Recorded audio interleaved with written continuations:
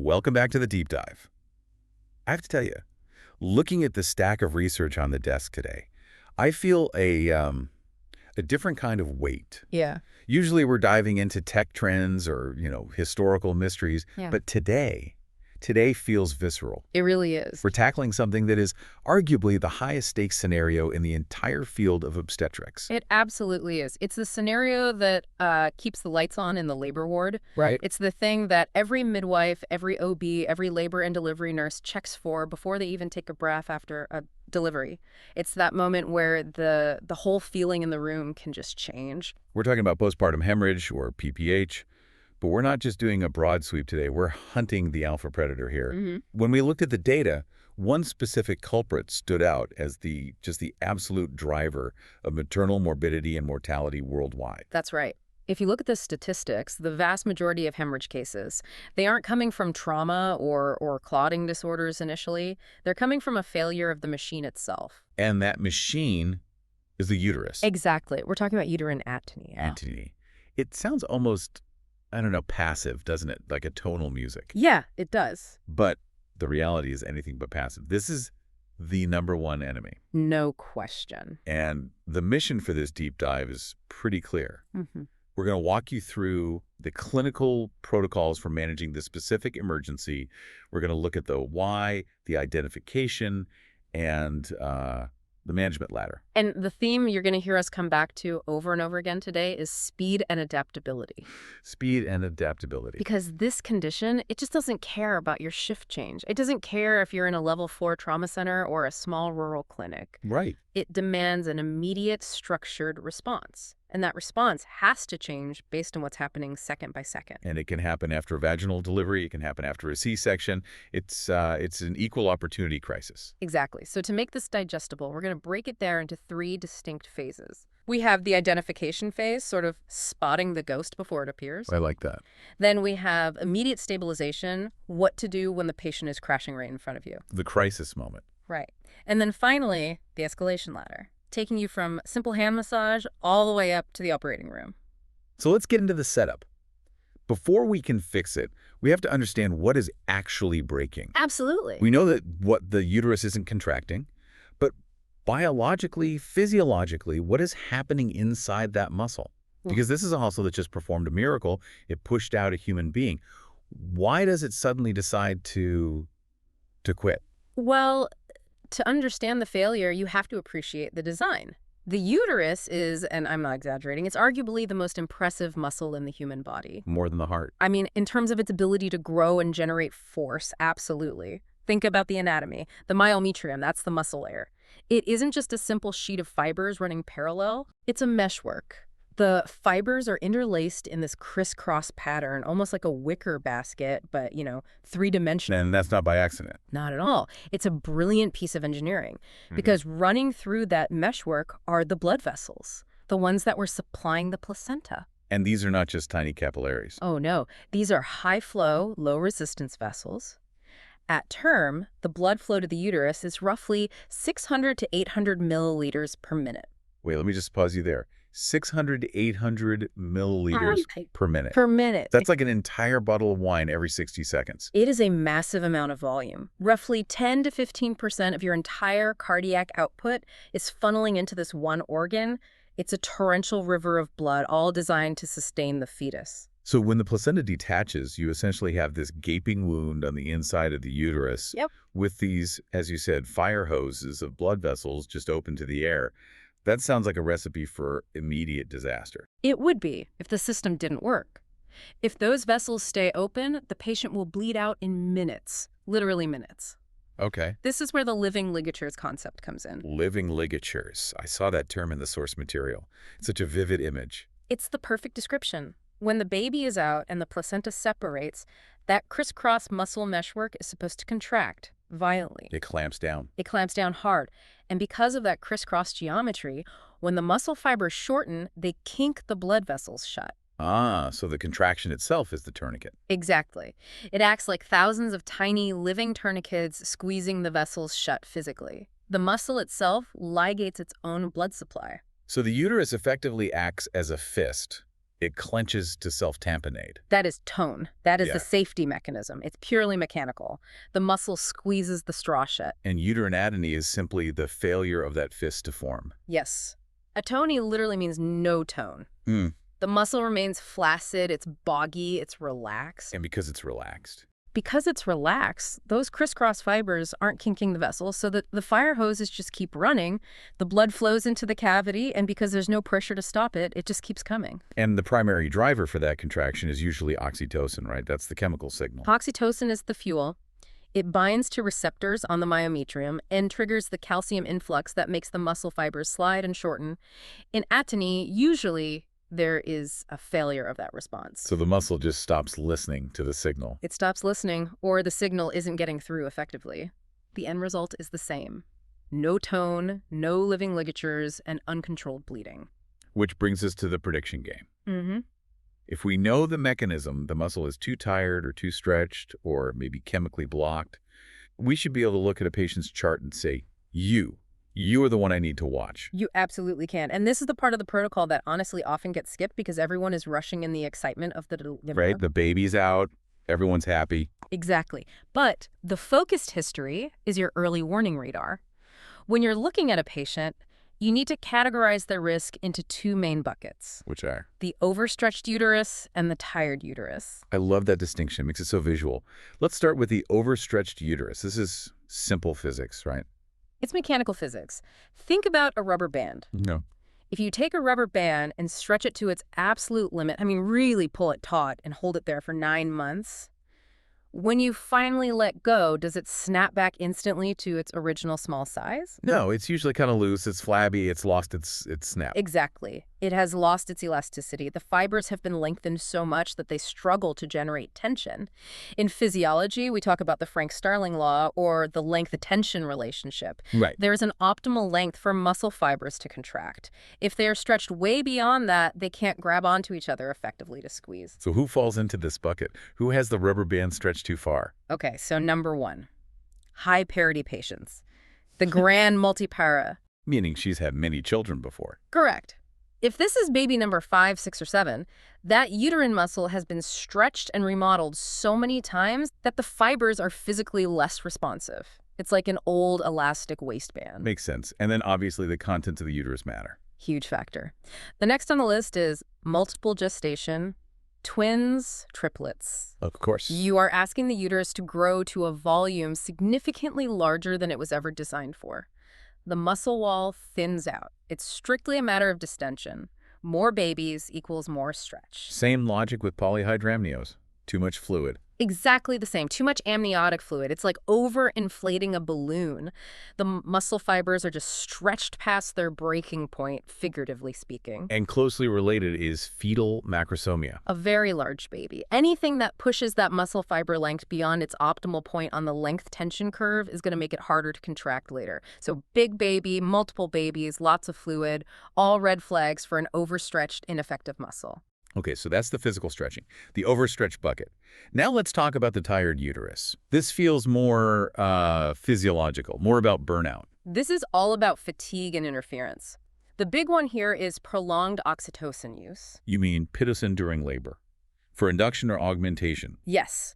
If you have a patient who has been on a high-dose pitocin induction for 24, maybe 36 hours, or has had a very long, arduous labor, those oxytocin receptors on the muscle surface can actually downregulate. They become desensitized. Precisely. They get saturated. So you're flooding the system with the signal to contract, contract, contract, and eventually the muscle just sort of puts in earplugs. That's a great way to put it. The receptors are saturated or they retreat into the cell membrane where they can't be activated. Yeah. So when the baby comes out and you really need that massive clamped down contraction, The muscle is biologically exhausted. it effectively says, I can't do it. I have nothing left in the tank.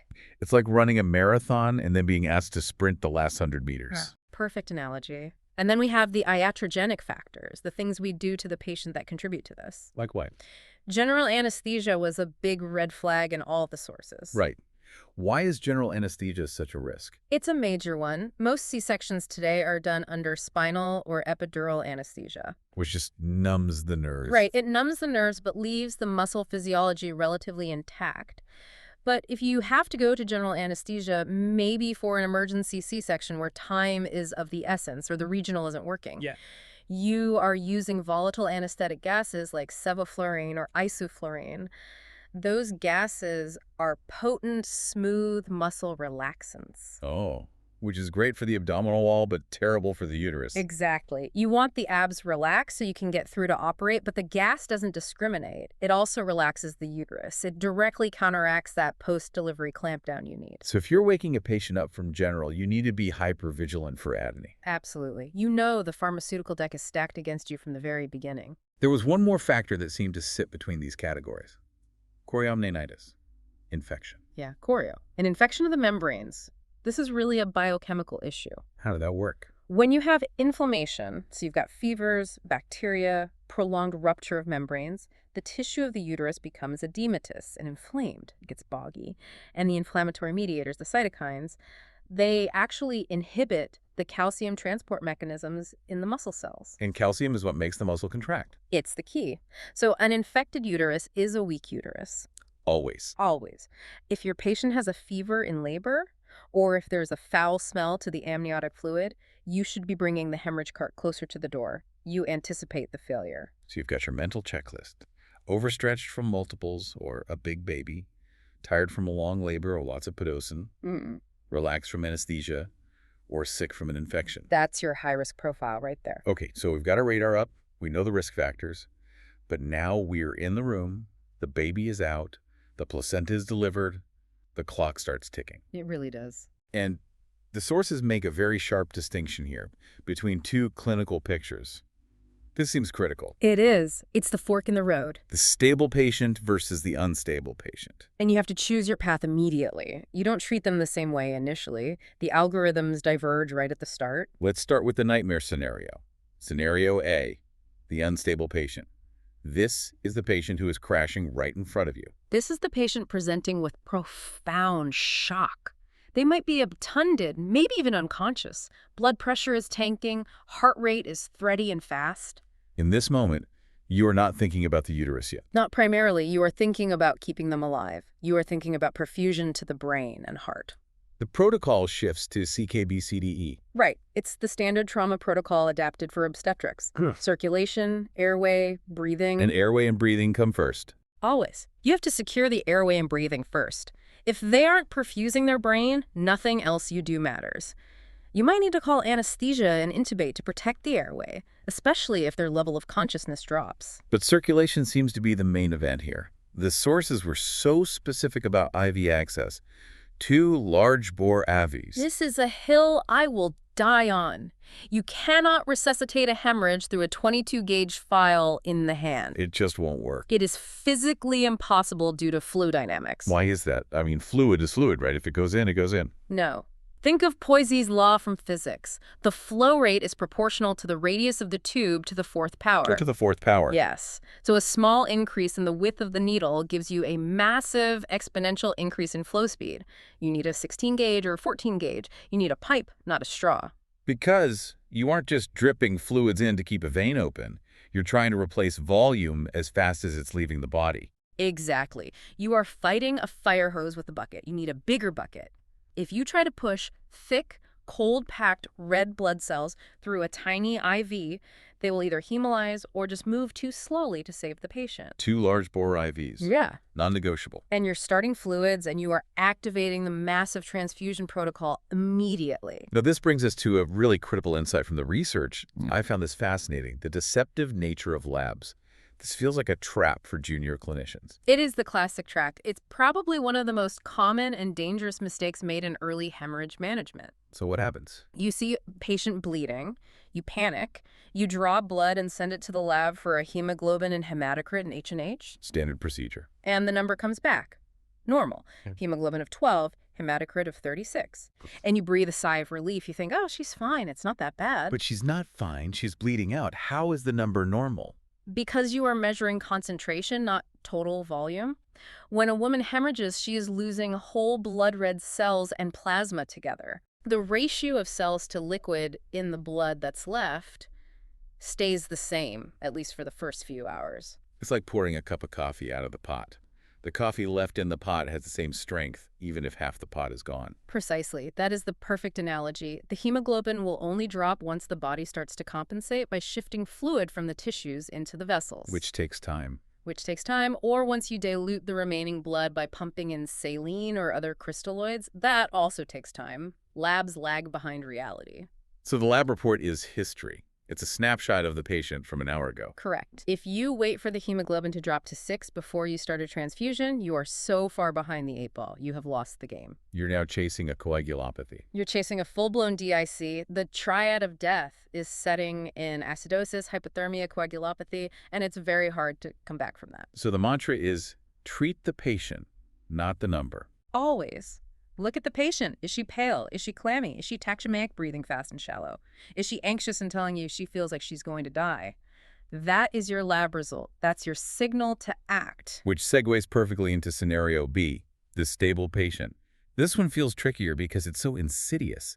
The patient might be sitting there talking to you. These are the ones that fool you. Young, healthy women are physiological tanks. Right. They have incredible compensatory mechanisms. They can clamp down their peripheral vessels, vasoconstrict, and maintain a completely normal blood pressure while losing a liter, maybe a liter and a half of blood. A liter and a half. Yeah. And the BP is normal. It can be 110/70, but their heart rate might be creeping up. 100, 110, 120, that's your first clue. Huh. Tachycardia precedes hypotension. So they compensate, and then fall off a cliff. Exactly. They maintain normalcy until they simply can't anymore. Their compensatory mechanisms fail, and then they crash suddenly and catastrophically. So for the stable patient, you cannot rely on BP alone. You have to be hands-on. You have to be hands-on. Your number one diagnostic tool is your hand on her abdomen. You're looking for the boggy uterus. You are palpating the fundus.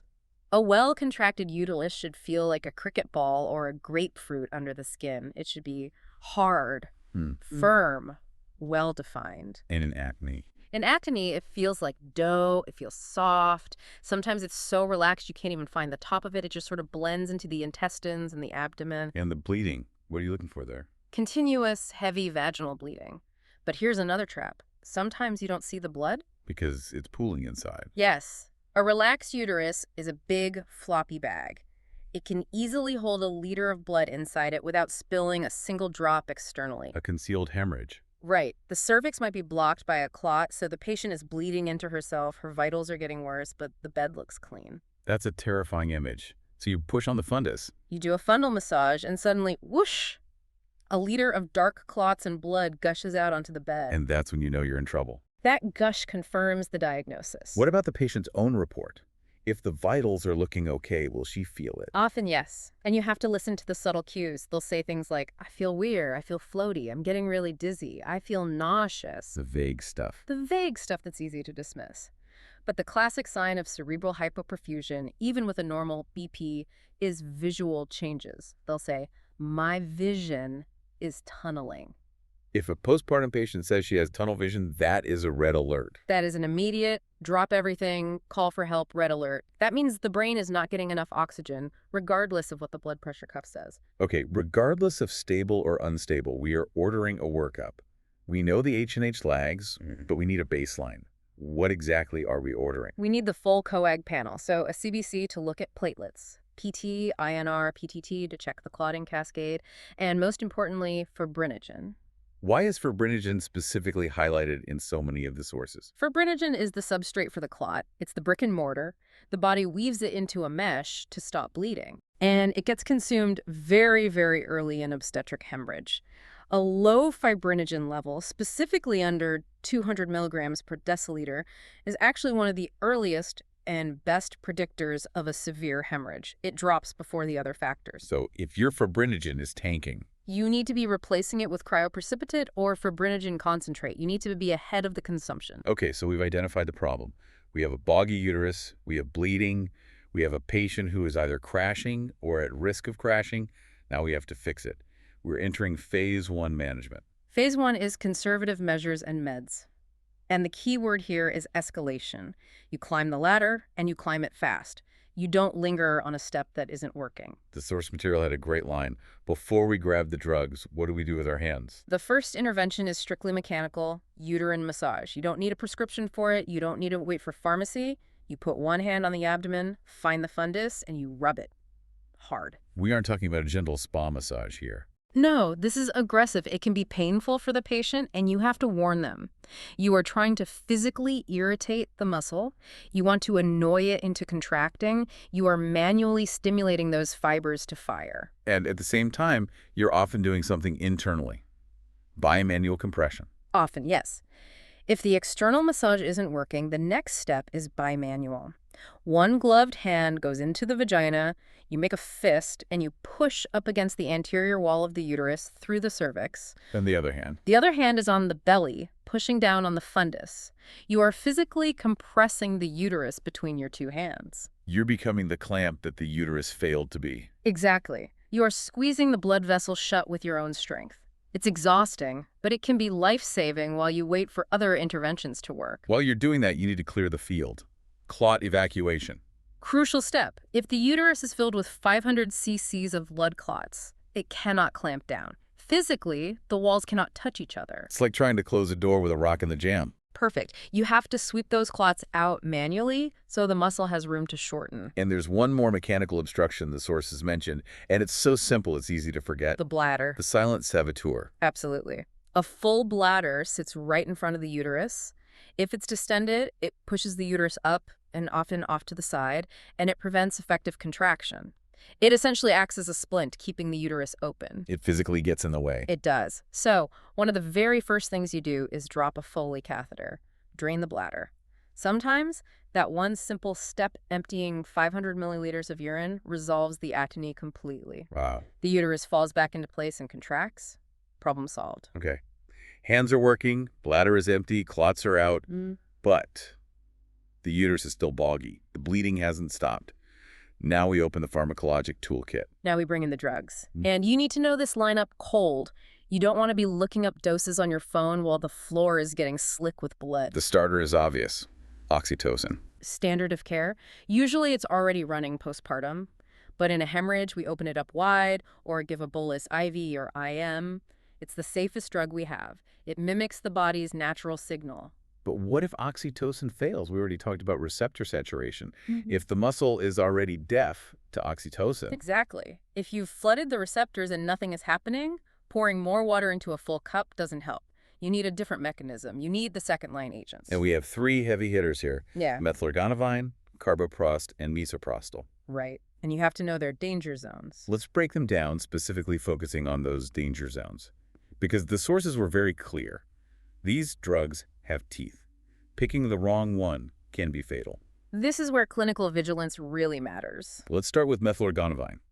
Brand name Methergin. What is the golden rule? The golden rule for Methergine is check the blood pressure. Do not give this to a patient with hypertension. Does that include preeclampsia? Absolutely. Chronic hypertension, gestational hypertension, preeclampsia. If their pressure is high, say above 140/90, Methergine is off the table. Absolutely contraindicated. Why? What's the mechanism? Methergine is an ergot alkaloid. It causes potent systemic vasoconstriction, not just in the uterus, but everywhere. In your coronary arteries, in your cerebral arteries. So if you give this to a woman whose BP is already 160/100? You can stroke her out. You can cause a hypertensive crisis, a cerebral hemorrhage, or myocardial infarction. It's incredibly dangerous in that population. That is a terrifying margin for error. You're trying to save her from bleeding and you could cause a stroke. That's why you always shout, "What is her BP?" before you order or give Methergine. Okay, so high BP equals no Methergine. Next up, carboprost, brand name Hemabate. Carboprost is a prostaglandin F2 alpha analog. It's incredibly effective at making smooth muscle contract. But the uterus isn't the only place with smooth muscle. The lungs, the airways. The bronchioles. So the golden rule for carboprost is do not give to patients with asthma or any reactive airway disease. Because it will constrict their airways. It can trigger massive acute bronchospasm.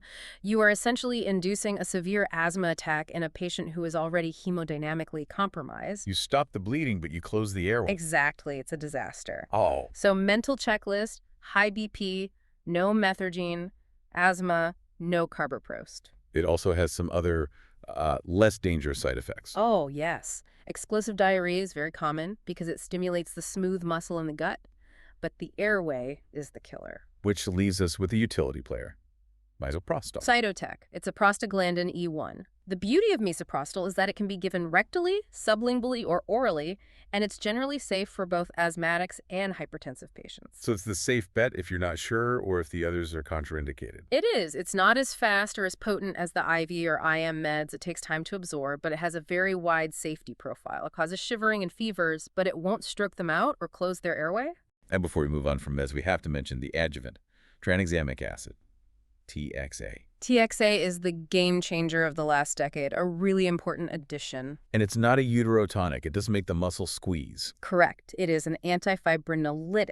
Can you translate that for us? Sure. The body has a system to break down clots called fibrinolysis. It's a checks and balances system so we don't, turn into solid statues of clotted blood. Right. But in a massive hemorrhage, that system can go into overdrive and break down the life-saving clots you're trying to form at the placental site. TXA blocks that breakdown. It stabilizes the clots that have already formed. So it buys you time. It stops the plug from dissolving while you try to fix the pipes. Exactly. The Big Woman trial showed that giving TXA early, specifically within 3 hours of birth, significantly reduces death due to bleeding. Give it early. Give it early. Don't wait. It's 1 gram IV over 10 minutes. It's low risk, high reward. It should be part of every hemorrhage protocol. Okay. We've massaged. We've emptied the bladder. We've cycled through the drug safely. But the patient is still bleeding. The uterus is still boggy. We have an inadequate response. This is the moment the adrenaline spikes again. Because you have exhausted the initial medical management, the drugs didn't work, now you have to get physical in a different way. We are moving to phase 2, procedural interventions. The sources describe this as internal pressure methods. The concept is simple. If the uterus won't contract down to stop the bleeding, we have to apply pressure from the inside to hold the blood back. We need to create a tamponade. And the gold standard here is the balloon, the boggy balloon. Right. It's a purpose-built device, a silicone balloon on a long catheter. You insert it through the cervix into the uterine cavity, and you inflate it with sterile saline. So much fluid. Usually about 300 to 500 milliliters, enough to fill the cavity and exert pressure. So you're basically inflating a water balloon inside the uterus. Yes. And as it expands, it exerts hydrostatic pressure against the uterine walls. It physically presses against those open venous sinuses and bleeding vessels. It's the reverse of the fist. Instead of squeezing from the outside in, you are pushing from the inside out to plaster those vessels shut. And it also allows drainage, right? There's a central lumen. That's a crucial point. The boggy has a drainage port that exits through the catheter. This allows you to monitor for ongoing bleeding. This is the tamponade test. Exactly. If you place the balloon and you're still seeing 500 cc's of blood pouring out the tube, the balloon isn't working. The bleeding is coming from somewhere else or it's too severe. And if the bleeding stops. If the bleeding stops or slows to a trickle, great. The test is a success. You leave it in for 12 to 24 hours and then slowly deflate it. Now, not everyone has a $300 boggy balloon in their back pocket, especially in low-resource settings. And that's a vital point. The sources mention the low-resource alternative, which is a life-saving skill. Uterine packing. Uterine packing. You take long, sterile gauze, we're talking feet of it, and you use forceps to pack the uterine cavity. You pack it tight, layer by layer, starting at the fundus and working your way down. It's primitive, but it works on the same principle. It works on the exact same principle. Mechanical pressure. It saves lives. If you are in a setting without device access, knowing how to properly pack a uterus is a mandatory skill. Just remember to document how much gauze you put in. So you take the same amount out later. So you don't leave any behind. Yes. There is one more option in phase 2, but it requires a phone call and a stable patient. Yes. Uterine artery embolization. This is elegant medicine, really. But, and this is huge, but the patient must be stable enough to travel. You cannot do this at the bedside. You have to go to the interventional radiology suite. Right. The radiologist threads a tiny catheter through the femoral artery in the groin, navigates it up into the uterine arteries under X-ray guidance, and then injects tiny particles, gel foam, or plastic beads to block the flow. They basically sandbag the river upstream. Correct. It's fantastic because it preserves the uterus, preserves fertility, and has a very high success rate. But if your patient is crashing, you do not have time for the elevator ride. You can lose the patient in the elevator. So If the patient is unstable, or the balloon failed the tamponade test, Mm. we are out of options on the labor floor. We are at the top of the ladder for the labor floor. We have to escalate to phase 3, the operating room. This is surgical management. We are doing a laparotomy, opening the abdomen. Yes. And the goal here shifts slightly. We absolutely want to stop the bleeding, but if possible, we also want to save the uterus, especially for a young mother who might want more children. The sources list a few specific techniques for this uterus-sparing surgery. Let's talk about the O'Leary stitch. This is a vessel ligation, a classic move. The surgeon identifies the uterine artery where it ascends along the side of the uterus. You pass a suture around it and tie it off. You just choke off the main supply line. Exactly. You are manually kinking the hose. Does that kill the uterus, cutting off its primary blood supply? Amazingly, no. The uterus has a massive collateral blood supply from the ovarian arteries and other vessels. It will survive. But ligation drops the pulse pressure enough, it turns the fire hose into a garden hose to allow the body's own clotting mechanisms to finally take hold. And if that's not enough, the sources mention something that, in diagrams, looks like a backpack harness, the B-Lynch suture. The B-Lynch is brilliant. It is basically a macroscopic version of the muscle contraction we wanted in the first place. How's it work? You take a large, absorbable suture, you anchor it low on the front of the uterus, wrap it over the top of the fundus to the back, and then bring the ends around again through the uterine wall. Like suspenders. Exactly like suspenders holding up a pair of pants. And when you tighten that suture down, you physically compress the floppy atonic uterus into a folded, contracted shape. You are forcing it into a fist using thread. You are mechanically folding the uterus on itself, clamping those vessels shut. It is very effective, it can be done quickly, and it preserves fertility because the suture dissolves over time. That is incredible surgical engineering. You're manually replicating the physiology that failed. That's precisely what it is. But sometimes, despite the massage, the meds, the balloon, the stitches, the bleeding won't stop. The patient is still unstable on the table. This is the final resort. Hysterectomy. The definitive procedure. Removal of the uterus. This is the end of the escalation ladder. If the atony is uncontrollable, if the patient is exsanguinating on the table, the uterus has to go.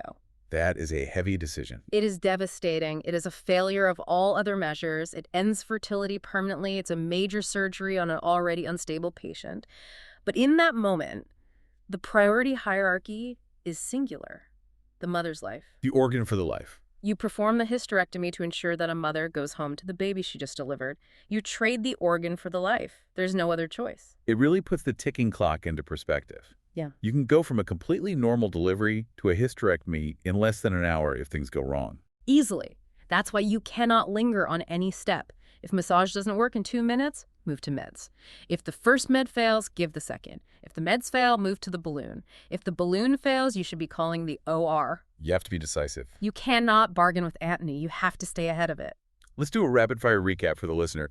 Put this entire protocol into a mental checklist they can run through. Let's do it. Step 1. Assessment. Is she stable or unstable?